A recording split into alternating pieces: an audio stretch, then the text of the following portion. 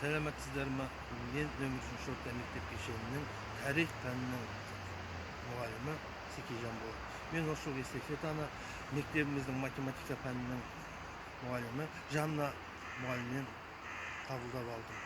Абай атамыздың атақты өлеңі 8 аяқ.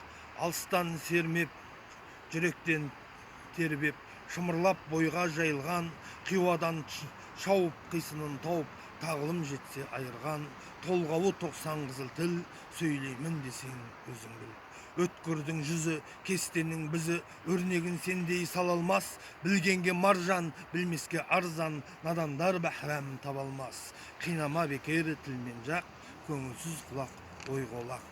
Жартасқа бардым, күндайғай салдым, одан да шықты жаңғырық. Естісем үнін, білсем деп жөнін, көп іздедім қаңғырып. Баяғы жартас, бір жартас, қыңқ етер, түкте байқалмас.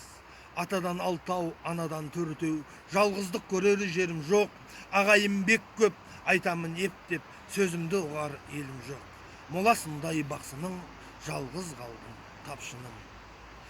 Ал енді осы жылғы эстафетаны мен ағылшын пәнінің мұғалімі Жұлдыз мұғалімге жолдаймын. Қабыл алыңыз.